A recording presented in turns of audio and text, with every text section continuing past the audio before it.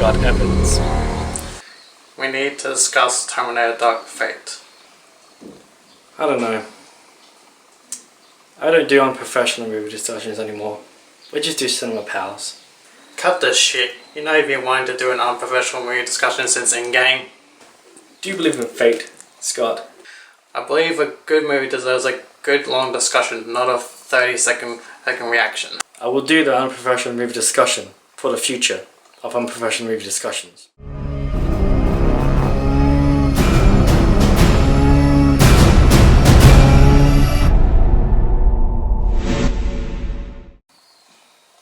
Welcome to Unprofessional Movie Discussion, and today we're discussing Terminator Dark Fate. Terminator Dark Fate. It definitely is now a sequel, stamped by Sarah Connor's video from Terminator 2 about her nightmare. So there's no denying now that after T2 is now Dark Fate. Yeah, so it's definitely true. It completely ignores all the other so-called sequels and completely reboots with this first official sequel to Terminator 2 Judgment Day.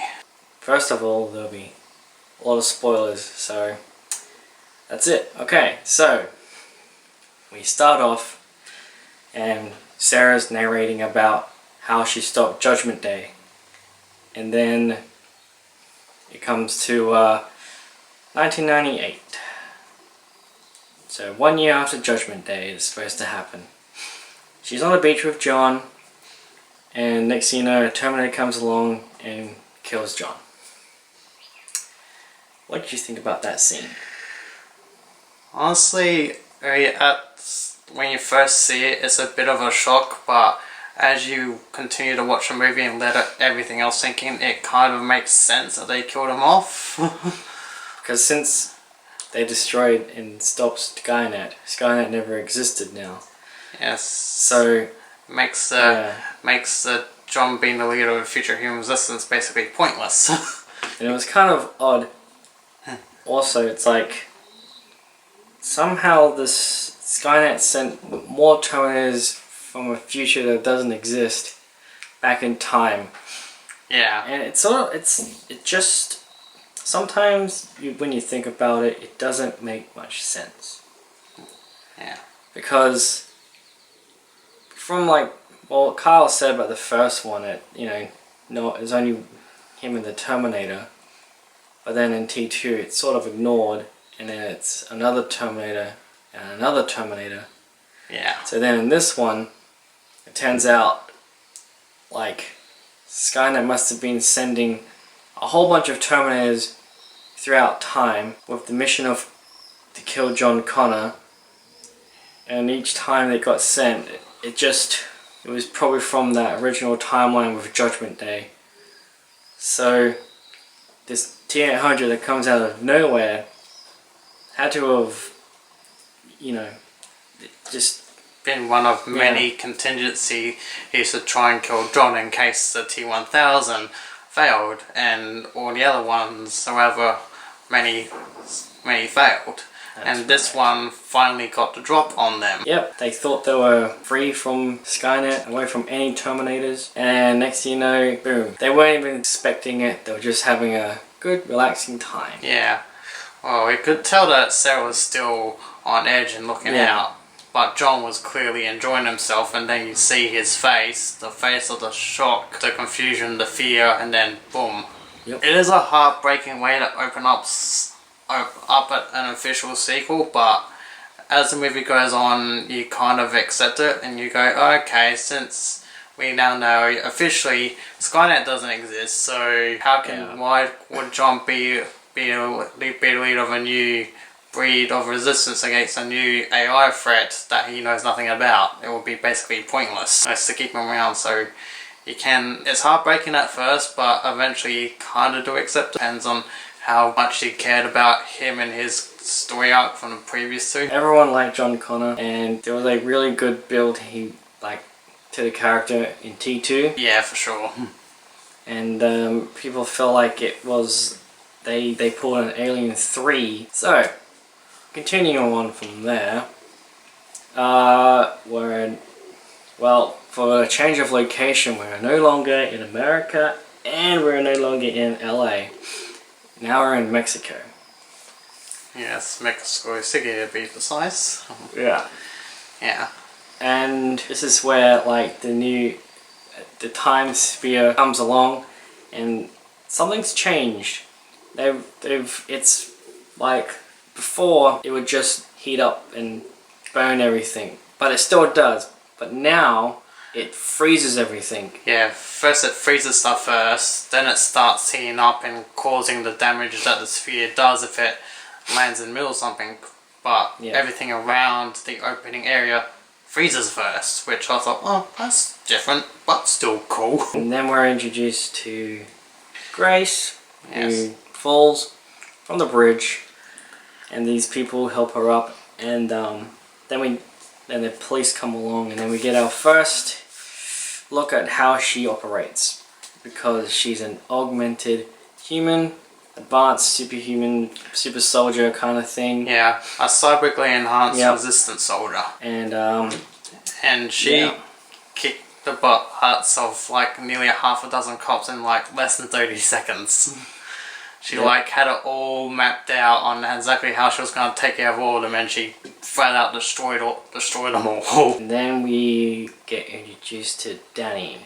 Yes. The new resistance leader. Well, it took a while, but at first viewing, I wasn't convinced as much of her being a leader of the resistance. After time, there is an effort, I would say, that you can see. There is an effort, like she's the oldest, right? So she has a brother, and she looks after him and her father, and she looks after him, showing some leadership and organization and all that stuff, which is fine, and you know, standing up for people.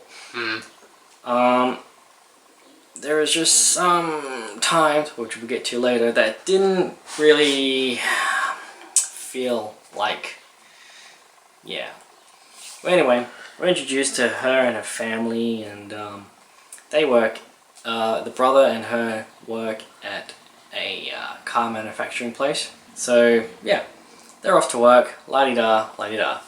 But then, a new Terminator comes along, and it's the Rev 9. This, for me, okay, so the Rev 9 is liquid metal and endoskeleton at the same time, and the cool thing that I've always wanted to see is the liquid metal Terminator get their clothing. In Terminator 2 and in Terminator 3, we never see them actually like put the clothes on, or how they're supposed to put the clothing on. But this one, you finally see it. It mimicked the clothing, and that was something I've always wanted to see. Yeah, that was a real good thing to see, because we've known for a long time that liquid metal Terminators mimic everything they touch, but we've seen it mimic humans and their clothing before, but we've never seen it specifically just mimic the clothing, and to see that and its introducing scene was brilliant. Yeah. This the Rev 9 shows much more emotion, more human emotions, so it's pretty much easier to blend in as an infiltration Terminator, but it still gets detected by dogs. Naturally. So. And this one, like the T-1000, it's always putting on a smile, it's always being sarcastic, and it always has an answer to everything that you say. Yeah. Hey, this is clearly a very well designed infiltrator unit, one that can blend in so much that it's not funny. But as soon as it's discovered, that's when it decides, okay, no more playing around, time to get serious. And what does it have? Knives and stabbing weapons. Yeah, it forms various varieties of stabbing weapons like the T-1000, but instead of like solid, clear pieces of metal, this one adds texture and design to all of its weapons, so it looks cooler. And instead of being something that's silver, this one's more of a really, really dark grey, almost black. Yeah, it's like carbon fiber almost. Yeah, like carbon fiber colour. Oh, this new Terminator looks so good. It takes full advantage of the liquid metal endoskeleton hybrid idea. But we'll discuss Rev 9 a little later once we get into later scenes. Now, so Danny and the brother Diego, they're at the car factory, and he's pretty much being replaced by a robot. Danny goes to confront the boss, wants to defend her brother, and the boss tries to make it clear, but you're the better worker in general, and try and point out like he's lazy or almost useless. Because the Rev 9 is there, disguised as Danny's father. And what was cool is like it hid the gun in a bag, but it wasn't a real bag, it was just mimicked into a paper bag. Yeah, it mimicked a luggage bag around the gun. Yeah, and like it man. Oh, that was pretty good. That was a brilliant way to hide something so easily. And then a big action scene happens. They're driving on the freeway getting chased, and there are so many things that you see on the screen. You're like, okay, this reminds me of Terminator 2, this reminds me of the first Terminator, and this reminds me of Terminator 2 again. Yeah. It's sort of like putting in things from the previous movies, and it's like, hey, does this look familiar to you? Does this look familiar to you? It's like, yes it does, yes it does. Yeah, this one does call back to the first two a lot specifically. Yeah. And it does call back to some other small things here and there from the other three, but it calls back mainly to the first two since it's the direct sequel to the first two and completely ignoring the other three. That chasing was amazing. So the Rev 9 splits itself, and we get the first time see the endoskeleton. It's very hollow and it's also dark colored as well, like carbon. Yeah, it's also that carbon fiber black look. Yeah, and because this thing is really thin, right? It's powerful and it's armored up, but it's really thin. So when the liquid form goes on, it pretty much goes into all the gaps of the Rev 9. Yeah, pretty much, and that has a lot of gaps. Like it gives a lot of potentially necessary gaps. It's like the endoskeleton is the skeleton of the Terminator, and the liquid metal is filling up all the bits like the organs in your skin would cover. That's basically what it's like. And the flexibility of the endoskeleton is amazing. Yeah, it does that weird like possessed getting up kind of thing. Yeah. I was like, is that effort really necessary for both Terminators? The liquid form does that as well. Yeah. And every time the liquid form would like be broken apart or something, when it comes back, it's always kneeling and then standing up. Yeah. It was fine, but I kind of like the T1000 where it's like when it does form, it starts standing up kind of thing. Yeah. But at the same time, it was a bit more slower when the T1000 did do that. And the Rev 9 was a little bit more faster to put itself together because it looked chunky. It was like, it looked so rough, and just say like the wind was blowing, it would like blow the freaking things and stuff. So anyway, Sarah Connor comes along and she gets her dun-dun-dun-dun-dun moment as well. Yeah. And she shoots the shit out of this Rev 9 liquid metal form and over the bridge, and then she gets a bazooka and she blows up the Endo Rev 9, well, not blow it up, but just pushes it back pretty far. And you know what I found interesting was when the Rev 9 was on the truck just there, it was having that weird scream thing like the T1000. Yeah. But then she throws a grenade thing and she's like, I'll be back, and then she goes. Yeah. Goes to see if it's dead, and then she notices, oh wait a minute, that's stealing my truck. Yeah, so Grace and Danny take her truck, even though it's not a truck, it's like a Jeep really. Yeah. Anyway, they take it because, they're like, we don't know who you are, we're going to take your truck or Jeep anyway because there's a Rev 9. But, so Sarah gets out of there and the Rev 9 starts falling back, and then the endoskeleton just walks by a human and is like, yeah? Yeah. And I'm surprised it didn't kill him. And it forms back, and it was pretty good because the synchronization of the walk at the same time was nice. And, but yeah. Yeah, and you can see that there is a slight height difference when they're separated, like maybe an inch or two, but once they're formed together, it doesn't really matter. Yeah, but the thing has like a curved head. It's like that. And it's like got an empty skull. It's got a very weird skull. It's like It's like you're taking the part that's holding in the brain and that's gone. Yeah, the brain's like deep inside or something, who knows. Yeah. It looks like Grace is shutting down, pretty much. Yeah, essentially dying from exhaustion. Yeah, she has a metabolism thing that only can go for so long. Yeah. And, you know, it's either you kill the Terminator or you die. That's a bit of a downside of being augmented, I guess. Yeah. You have this power thing that would totally drain your ability to function. Yeah. And then you just die. This is where, like, Danny's leadership comes into play a little more. That's understandable. You know, she was gonna go to the police, but then Grace convinced her not to, and then she drives her to a pharmacist, a chemist, a drugstore, whatever you want to call it. Yeah. Yeah, then she goes and grabs all the drugs she needs to mix together to make the specific cocktail that she needs to keep herself going. Yeah. So Sarah finds them, tells them how ungrateful they are. And then they hit the road and go to a motel and stuff, and she's like, you know, she talks to Danny about being, you know, like, who are you? She's no important. Oh yeah, if you're not important, then they wouldn't have sent that thing to protect you. Later on, you know, after Grace recovers, before Grace recovers actually, we get to see what the future looked like. It's pretty much the same with the buildings decayed and bones and skeletons everywhere.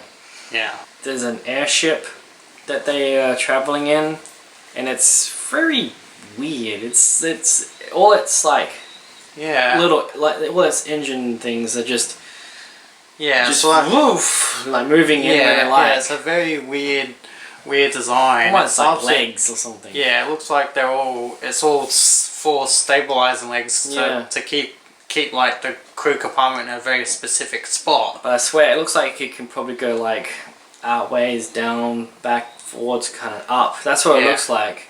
It kind of reminds me of the ship from Prometheus, but a far less stable version of it. Yeah. So we're seeing Grace before she's augmented, and she's got the commander in there, and she must, you know, seriously injured.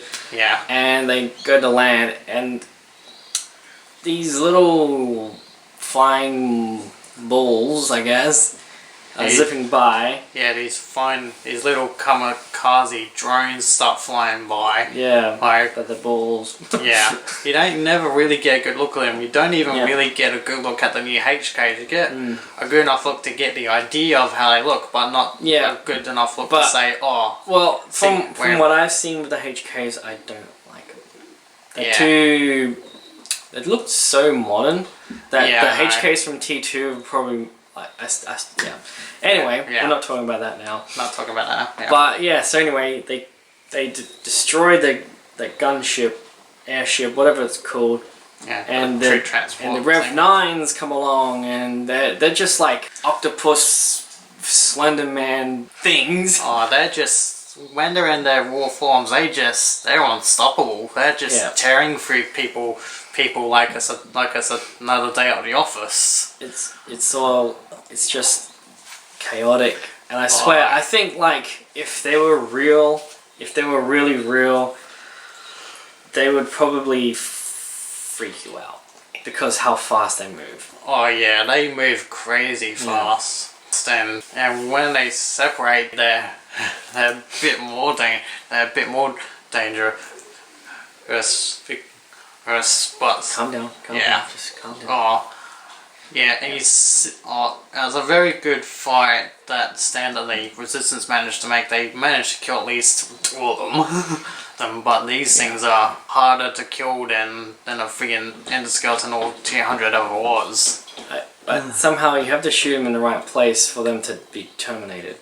Like, you're sure you can kill the liquid metal version of it by itself easy, you just need to blow its head up. I'm guessing the same would be the same for the endoskeleton, but you don't see that. But they're like right at the Resistance base as well. Yeah. So and that's being closed off by a big blast door, which is cool. Because that was at least a meter thick blast door. There's no way they were gonna cut through that. So their battle comes through, and Grace is injured. She has stab wounds or something, you know. Yeah, she has multiple stab wounds from her. And then that's when she has to be augmented, and then we get the hint of her power cell, whatever. You get a hint of her power cell, and you see all the trace marks where you actually see her scars. Yeah. And yeah, well that's it pretty much. And then ta-da, she's waking up, and Sarah's there, and she's like, talk fast. And then she moves fast and puts, Sarah against the wall. Yeah. And then and Sarah so softly says, "Get off me." Yeah. And Danny's out there locked out. Yeah. And then there was a line I kind of thought it was sort of weird when she goes, "Mommy and Daddies have to have grown-up talk." It's like, okay. Okay. Well, that line's pretty bad. That's a bad line. Well, considering that Grace and Sarah were the two older people compared to Danny, so it would have made more sense. The parents need to talk. Yeah, or the grown-ups need to talk. Yeah. Which was fine, but now it's question time. So we find out that Grace is from the year 2042. Yes. And she's been augmented into a super advanced human. Yeah. And then Sarah's turn, and she says she hunts Terminators, and she destroys Skynet and saves 3 billion lives, and she's like, "You're welcome," kind of thing. Yeah. Which is like, "You're welcome." It's like, okay. And then she drinks until she blacks out. And is that much of a resume? And Grace is like, no. I swear, Grace, like at the start with her and Sarah, Grace is such a bitch to her, man. Oh, she is. Sarah can be a bit of a bitch too, but yeah. And because Grace is like, you get her in danger and I'll fuck you up. Yeah. And then what does Sarah say? Okay, but I'm driving. Yeah. Like almost like because she's not intimidated by Terminator, so why would she be intimidated by a cybernetically enhanced human? Exactly. So because yeah, she'll think of a few ways just to slow her down, and she already knows that she does slow down naturally. So yeah, so all Sarah has to do is try to wear it down, and that's gonna take forever though. But it doesn't really matter because they drive off. Yeah. And then they were talking about how Sarah will get these text messages, and at the end of the text message, she'll say, "For John." So Grace is like, "Do you still keep the text messages?" And she looked it up, and using her future shit, she finds the coordinates. And it turns out that her commander tattooed coordinates on Grace's stomach, just in case things go south. And I would have sent coordinates. So yeah, so Sarah, Because wait. Yeah. Grace is complete. It's like before, like they get to Texas, like before the border.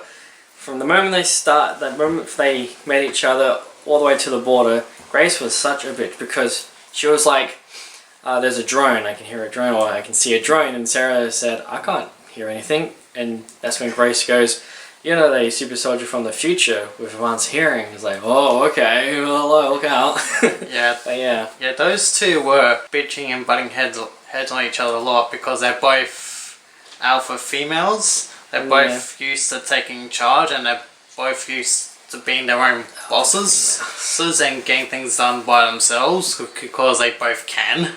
Now they're crossing the border for the help of the uncle. Yeah. And Border Patrol's there because the Rev 9 pretty much reported them. And then it crashes a drone down in the middle, and Grace is knocked out. Yeah. Trying to crash a drone into and trying to kill Danny. Yeah. And obviously Grace saves her, and Grace gets knocked unconscious somehow. Yeah, well, she's still human. So. Yeah, she's still human, so yeah. So there they are, all detained at wherever they are in Texas, being detained. At a Texas detention center near the near the border, obviously. Yeah. So, and so Grace is being examined and stuff. Her like underskin or endoskeleton, I don't know what you'll call, like it's like, it looks almost like a Kevlar layered metal titanium thing. Yeah. I don't know. Yeah, you never get a look of what she is underneath, which I liked because I really did not want to see what she looked like underneath. It's all grid or whatever it was, like a red pattern, circular patterns and stuff. Yeah. You get to see like a skeleton, like an X-ray, It just looks confusing still. It's like, I don't get it. You need like a still image just to examine what she is or what's in her. It looks like there's so many like bits like going that way and that way and that way. Yeah. It's like, what is this? Yeah, it's like, you know that it's been surgically inserted into her. Because she had leaks. Yeah. It's not like what they did with Marcus, where they put his heart, his brain, his nerves, and his skin inside and over specifically designed endoskeleton. It's like they've surgically put in cybernetic enhancements into her in a very specific way. So you can see where all the surgical scars are from where they did stuff. Yeah. And I'm really glad, and like I said, I'm glad they didn't show what they did to her, or they just showed you the end results, and the end results speak for themselves. You don't really need to understand how things operate, you just need to know what they show and tell you, and that's about it. Yep. A federal agent comes for Sarah Connor and takes her away, and that leaves Danny all alone in the cage. Yeah, and with other detainees. With the Rev 9 looking for her. Yeah. Because he comes along, he's like, yeah, I just got a thing about a new detainee, whatever, and he goes, okay, yeah, just go to the sergeant, desk sergeant. Okay. Goes to the desk sergeant, yeah, I'm here to pick up a detainee, Danny, blah, blah, blah. You gotta, turn in your weapon. Turn in your weapon. Goes like, the whole weapon's a body, save it for the ladies. And then he gets buzzed, and it's like, metal hip, Afghanistan, 2 tours. Thanks for your service. They're like, wow. Yeah, the map, it's like, this thing's not only lying convincingly, but the amount of information I'm guessing it's hacked in to know because of how easy it can hack modern tech. Yep. It has lies upon lies ready to go. So it's going to get into anywhere it wants. This is such an over-the-top, awesome new Terminator. Very effective. That's for you. We'll discuss the Rev 9 soon. We might have different opinions about it. Yeah. Rev 9 is in. He's ready to kill. yeah, he's taking his time looking for Danny. Grace starts to fake a seizure so she knocks out the 2 security guards and then gets the information she needs, knocks out the docs, takes one of her injections, and then goes and quietly look for Danny. That's right. Because she's already seen, oh shit, the Rev 9's here. And she hasn't found Sarah, but she has found Danny. And then she basically creates a riot to try and slow down the Rev 9, which didn't work that well. The Rev 9 starts stabbing everyone. Everyone. Even he was like, there was like 6 guys trying to hold him back, and then next thing you know, you see all these stabbings coming through because of its liquid metal stabbing stuff. Yeah. It's like, and you see all the blood splatter and stuff. That was pretty good. Yeah, he was cutting off limbs, cutting off heads, cutting people completely open. He was ruthless. Stabbing. He was ruthless. Yep. And then he's almost there. Sarah escapes as well. She like kicks down the dude, and then with the federal agent dude, she like gets him in a headlock and rams his head into the wall and knocks him out. Yeah. That it's like, oh look, she kicks ass too. So she can still kick ass. So yeah, they get to a helicopter, and Grace is like, we gotta go, and Danny's like, wait, what about Sarah? And then we gotta go, and she goes no, and she starts shooting at the Rev 9 that comes along as Sarah's there at the same time, sort of thing, and eventually Sarah does get on the helicopter and shoots the Rev 9 away, and then a moment from Terminator 2. I meant from this movie. You just can't do that. You can't do that. You can't risk yourself. Not even for Sarah. You can't do that shit. You're more important than Sarah. And it's like, oh man, that reminds me of another movie called Terminator 2. Yeah. Sarah does reluctantly agree, but she still accepts that she did it. Yeah. Because both Sarah and Grace are basically aces in the hole for her. If she loses one of them, her chances of surviving drop by like up to 50%. Yeah. Well, Sarah did say that if they won't last 10 hours. Yeah, she, like, in the modern digital age, they won't last 10 hours without her. Yeah. And that's a very specific number. And true, they wouldn't last long at all in the digital age with the Rev 9 chasing them. Not a chance. How interesting is this? Okay, Grace when she got sent back, was somewhere, right? Yeah. And when the Rev 9 was sent back, he was pretty much at Danny's place. Yeah, she was in the apartment building. Yeah.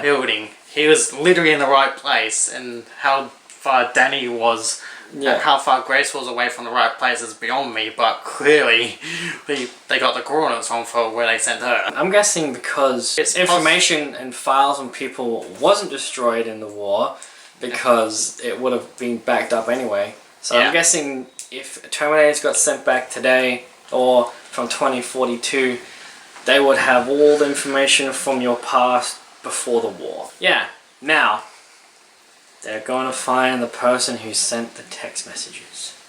Yes. And they're flying in the helicopter, and Sarah says, what? Sarah says what? Stop one click short. Yeah, it says stop one click short of the coordinates, which is about a K away. Yeah. So they get to the cabin in the woods. Yeah. They knock on their door. Sarah's standing beside one side and Grace is in the middle. The door opens. Enters the T-800. The one that destroyed. The one that terminated John Connor. Yeah. Sarah sees it and freaks out. And she's all like... And she had the shotgun ready to shoot that guy in the face, and Grace stopped there and the shotgun still goes. But the weird thing is, it's just how, even though for me, I thought it was so cold. He just said Sarah Connor, just no emotion. Yeah. You know, it's like even you know how if you don't expect someone, you're like Sarah Connor, or you expect someone and you're like, you know, but this one, it was just no emotion. It was just Sarah Connor. Yeah, he said it with a complete blank face and a complete flat tone. Yeah, he wasn't surprised. Like, obviously he knew that Sarah wouldn't have ever found him without, you know, Grace intervening. Without some kind of outside help that are beyond her expertise. So even though it was a complete surprise, it just... She just went into instant kill mode as soon as she saw him. It was like, I'm going to terminate you, fucker. So yeah, then she goes to... Yeah, and it's just the way he would, like... At first, he's so Terminator, because it's like... He killed my son, and then Grace is like, is that true? Yes. You know, yes it is. Yeah, he does the whole straight Terminator thing where he bluntly and almost harshly acknowledges shit, and then Sarah goes down to call off. Then he goes talk to her. They have kind of a bonding moment. And then we find out this Terminator has a family, and it's been learning like how to be human for 20 years. Yeah. And kind of shows like how it's being a human. At the same time, there is just some things he would say, and it's very robotic still. Yeah. So but, even though there's a human edge to the way he says things, there's still the slight very robotic way of doing things. And now this Terminator has a conscience. Yeah. A sort of conscience. It has the illusion of everything that is human. Yeah. Because it's completely its own independent machine now. Ever since Skynet's cut off, it's been running itself. Yeah. And interestingly, it didn't need a chip removal to reset the chip to do that. Yeah. Somehow the read only has been broken or something. It just it's like the programming for read only had been disabled from the cutoff from Skynet, so now he's able to learn without manually changing the switch. Which makes sense, because Skynet doesn't exist, so now it's able to be its own free machine. Yeah. And it did that. Looked after this woman, it took in the son as if it was his own son, and started his own business. So now, with this Terminator, it felt pity and it felt remorse. Remorse because he felt sorry for Sarah for killing John. Yeah. And took pity on a mother and child from an abusive father. Yeah. You know, and it was only like a couple of months after he killed John that he got the pity was Yeah. removed. Like, he did feel pity. Yeah. It has to be, you know. Yeah. You know. Yeah. And then years on, he then felt remorse for Yeah. killing John. Yeah. And he's But, even yeah. feeling love for his own family. But not like the love for humans. Like, not like a human level of love, but an illusion of Yeah. it enough for him to realise... He doesn't want to lose it. Yeah. It's something that gives him purpose, as he says. Yeah. Yeah, and he's also realising things that are wrong, they were both wrong about his programming and the way Skynet potentially operated in general. And then we found out his name is Carl and he does draping. Which is, you know... An odd choice, but... Well, at least it's not like... I guess it's sort of okay. It's not a cliched, oh, I was doing construction, you know? Just heavy lifting construction It's stuff. not like he was doing construction engineering or Yeah, automotive it was like he was service doing... work or something. Yeah. He was doing something that's more human based. Yeah, Something that it was like... something that requires a more human touch. Yeah. Something that requires more thinking to Exactly. thinking into doing something, not something that's very simple requires almost machine-like way of thinking to do in a specific way. Yeah. After Sarah shoots him 3 times, Yeah. you know, and they're like, what are you doing? And she's like, he's a fucking Terminator, you know, it doesn't matter if I shoot him 50 times with a handgun, it's not going to do anything. So they're discussing on how to kill this Rev 9. And Grace is a bit, like, her detailing on stuff, she's very personal about or something, like, all she wants to do is protect Danny and do her mission, and she doesn't want it. She really is having trouble accepting these 2 people. One has experience with Terminators and one is a Terminator. So these 2 people have a complete encyclopedic knowledge advantage on how to deal with Terminators and how to figure out a plan that will work most effectively to kill it. And they know how they think. Yeah. And Grace seems to think that running is the only answer when it's nowhere near the only answer. It's by far the worst answer, because eventually in the digital age it's gonna catch you. Yeah. You could run you might be able to run until Judgment Day happens, but then what? Then you're eventually gonna have shitloads of them coming after you. And this is where Danny's leadership comes in. It's okay. You know, I just noticed we haven't really spoken about Danny much, have we? Yeah, well, now we have a moment, so let's... Okay, here we go. So Danny comes along and she's all like, I don't want to run, I don't want to be put into like a mine shaft until Judgment Day. We should stand and fight. The way she says it was a bit, Yeah. But I understand, you know, she's sort of like in a way she's had enough. Yeah. Her father have died.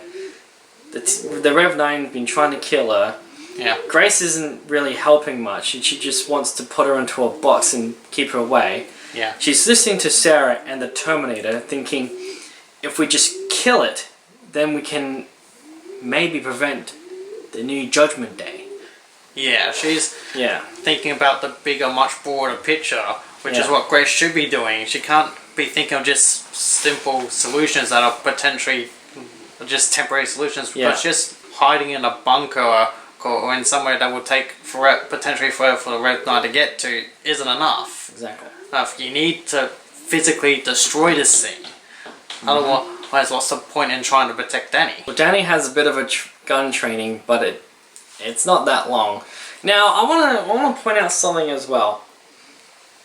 Sarah, in her angry way, I swear she just sounds so drunk. She's drunk with anger. Yeah. Right? When she was saying some things, and she goes, enough of this shit, let's get something else, and gives Danny this big gun, and then it's like, alright, she sounded a bit drunk there, but alright, let's just continue on with this. Yeah. And she gives a very necessary emotional boost, and she finally hits something.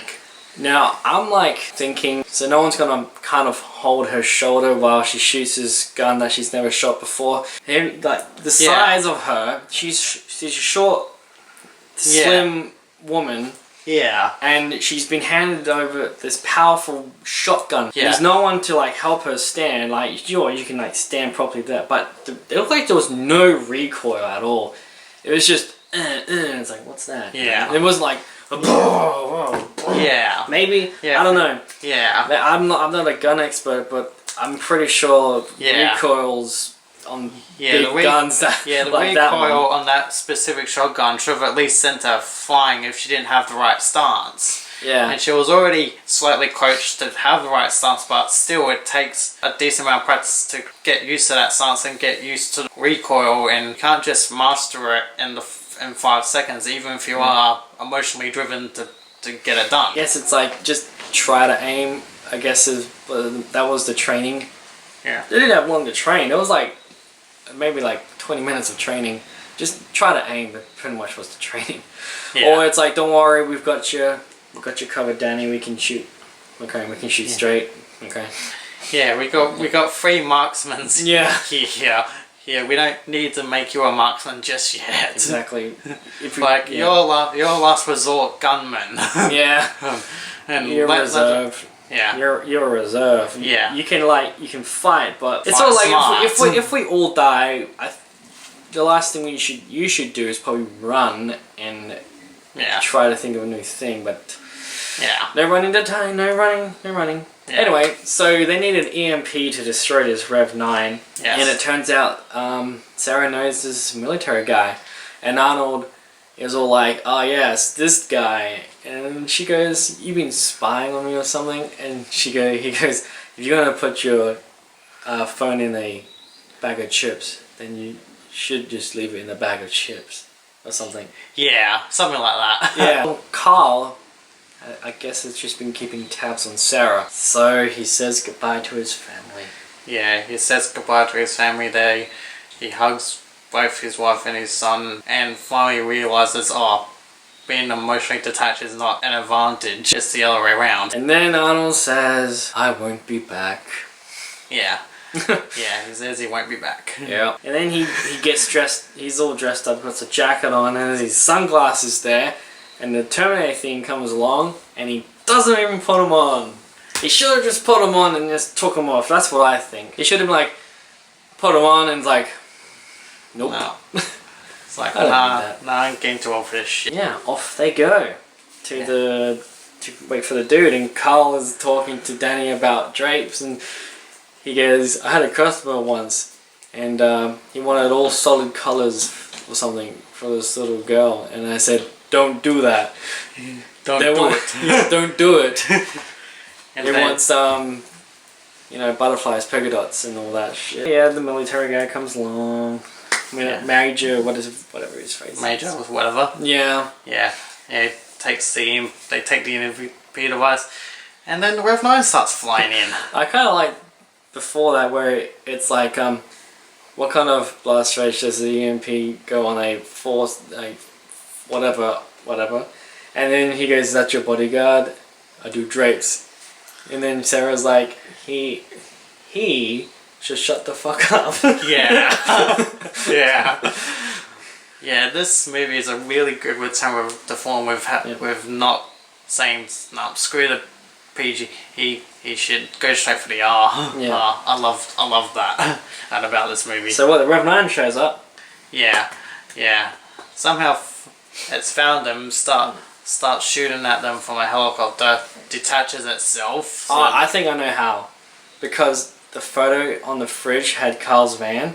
yes, and he's been tracked. He was So hacking the track where the van had been seen, and he found them that way. Yep.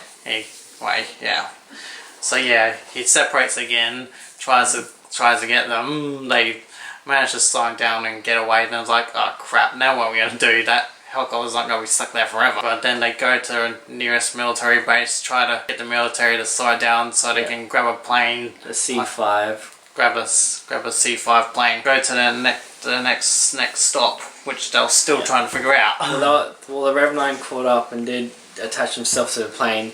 And then the Terminator comes along and just slams him. Yeah. Slams that mother. He just picks up this thing and slams it. Yep. Yeah.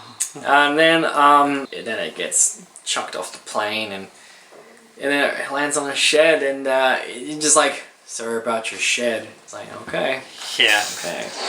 Yeah. So they're flying, and then Grace finally tells the full story that Danny is the resistance leader, and she found her, and then that's when I was like, all right, well, Grace is actually Kyle Reese.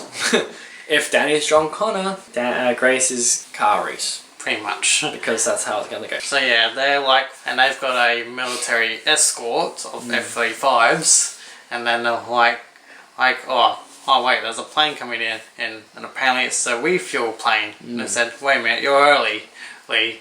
Then he completely destroys both the F-35s. No, he destroys one. One just flies off. Yeah, so the Rev 9 is using this, I'm guessing, a fueling plane to basically ram into them. So it's ramming into them, trying to slow them down, and also get on, and doing its typical thing. Lets the endoskeleton do the piloting while the liquid metal does the rest. Yes, and then it gets in, and then as the planes break off, the endoskeleton manages again somehow. A big fight happens. A big mid-air flight happens. And then that's when Arnie's arm gets chewed off, all the skin and the clothing is gone, and his endoskeleton is exposed. And there are times when the Terminator would throw the Rev 9, and the Rev 9 throws the Terminator.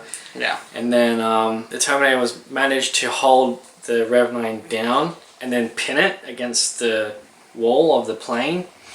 But they're trying to get the door on the other side down, but they couldn't. And there's this amazing part, right, where once he pins the Rev 9, he grabs the grenade launcher from his hands, and then he shoots the door. And there's this nice little theme that comes on in slow-mo, which is pretty nice. Yeah. Then the Rev 9 pulls itself apart, and the Terminator shoots the Rev 9, even though the endo part tried to deflect it, kind of thing. It's like trying to push his arm away, still got it, and exploded. Yeah. But yeah. Yeah. And all ladies basically do a halo jump out with a jeep to get to the ground, while the plane is falling apart with the Terminator and the Rev 9 iron still in it. And eventually the Rev 9 manages to grab Grace, and they manage to have a fight after they crash landed. They have a bit of a skirmish in the middle of water, and the same with the T-800, and manages to slow down the T-800 for a little bit. Yeah, the T-800 doing well until the liquid metal Rev 9 came along and like held him. Yeah. And then for some reason he couldn't. He was holding onto the Rev 9 endo, and then he was holding him, and then the endo just broke his hand off. Yeah. And I was like, oh man, broke his hand off again. The same hand that got broken off in T2. Yeah. But yeah. Yeah, it breaks him, kicks him into the debris of what was left of the plane. Yep. And then it goes to try and find the ladies, and they're stuck. And when they're trying to get out, they end up falling into the river. Rev 9 chases after them. There's a fight between Grace and the Rev 9. Grace ends up losing it. Yep. Then Rev 9 ends up finding them, and then it's down to Sarah pretty much to protect Danny, who can still kick ass and and it's very good on the fly of making plans on how to deal with things. And then they tangle it in a parachute. Yes, they tangle the bastard in a parachute, and then they swim to the surface, and Gray's out of juice again. And the T-800 comes along, his leg's busted, his face is busted and everything, and he's missing a hand. But Grace is like, I can't get that door open, and then he like bashes the door open, fixes his knee, clank. Yeah, after breaking his leg back into place. Yeah. Well, then there was that little bit where he's like, you look terrible. And she goes, at least I still have all my face. Yeah. Yeah, she makes a pun with him about his face. They're in the plant, and Danny's pretty much saying, look, there's nowhere else to run. This is it. This is where we gotta kill this Terminator. Yeah.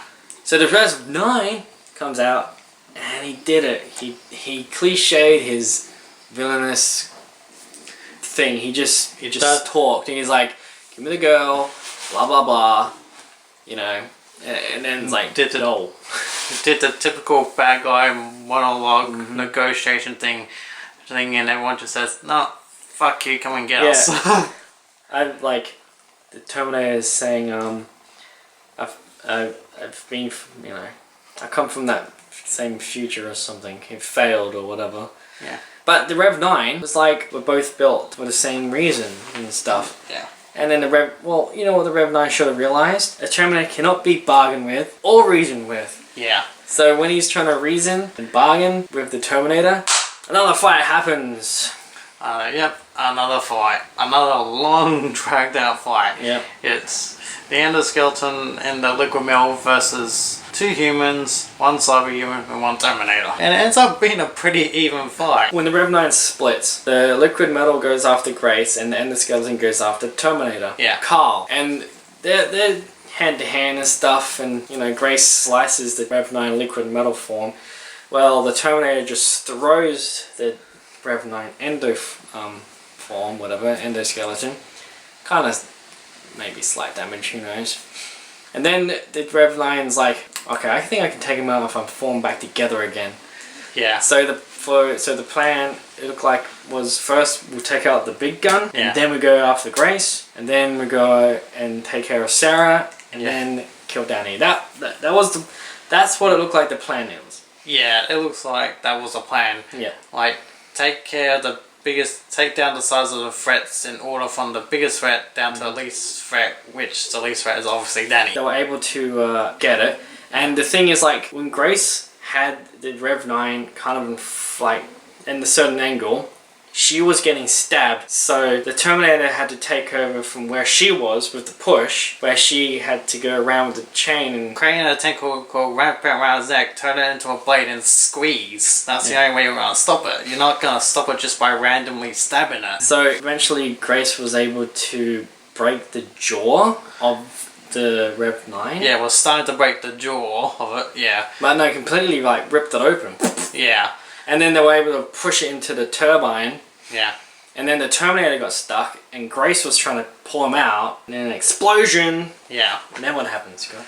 And then you see everyone's in various states of unconscious. Grace is barely holding on. Sarah's looking around, making sure the Rev 9's dead. And says, "Oh fuck, it's not dead."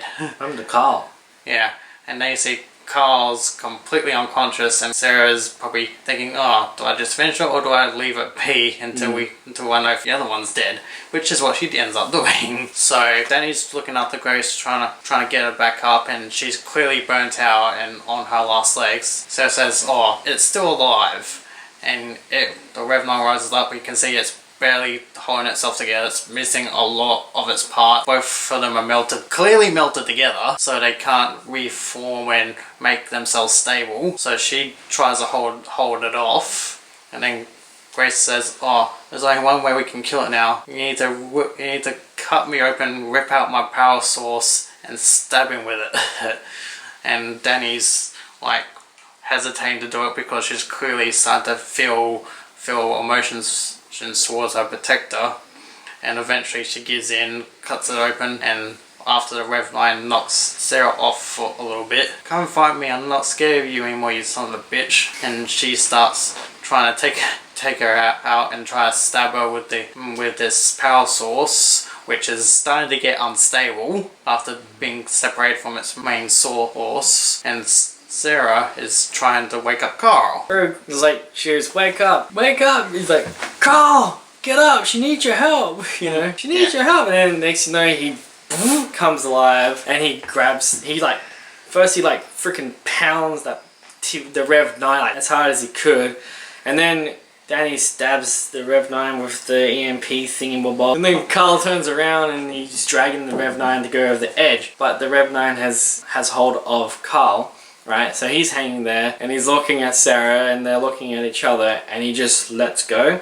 And then they both hit the ground, and they're both like penetrated with these poles, and the Rev 9 is trying to get out, and then the Terminator is like, whack, you're not going anywhere. The whole electrical and the heat and everything is going on to the Terminator, and then he sees Sarah, and he says, "For John," and then his flesh is gone, and they're both terminate. He's melted into the thing. Because he's critically damaged, and the EMP completely fried and melted both of them. Grace is dead, the Terminator's dead, the Rev 9 is dead. Flash forward a bit, and then we see Grace, young girl, and Danny's watching her at a playground. Kind of weird, I guess. But you know, she sees her, and then it's like Danny's like, I don't want her to sacrifice, no more sacrifices or something. Yeah. And Sarah's like, I'm not gonna let her die for me again. yeah. And It's sort of like, well, if the future doesn't loop like what happened in the first two Terminators, then Grace should survive. But if not, then Grace would have to return. yeah. But then Sarah's like, then let's go or whatever. And then they drive off, and the Terminator theme plays. And yeah, that's it. Yes. Whew, man, this movie was very interesting. The only real action scene that got me to go, wow, was the plane fight. That was for me. That's for me. For you? For me, this movie was like, it was a good return to form. Like, it was completely embracing the R rating, like all the swearing, the occasional nudity, the violence, the gore. All of it was amazing, and it took advantage of all the opportunities that this movie was given itself. And I thought this was a good new start. So you've learned, like, Skynet's officially dead. Skynet doesn't exist now. There's this new thing that Legion exists now. They're gonna, don't know if they end up doing another sequel. Maybe it's gonna be about stopping Legion from rising up. We don't know.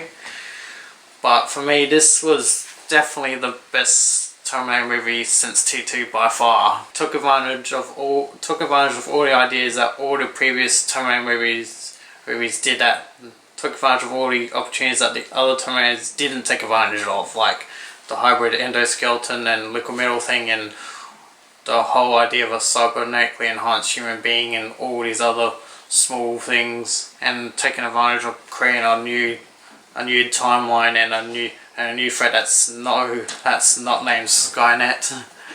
I thought this movie was just good from start to finish. Say which scene specifically really highlighted it for me, like really got me going. That's a bit hard to say because they all got me going. All of it was just great. I'd say it was more the character moments that got me the most, as opposed to the full-on action scenes, because that's when you're getting to know the characters and really feel for them and getting to know them, as opposed to just watching a bloodbath.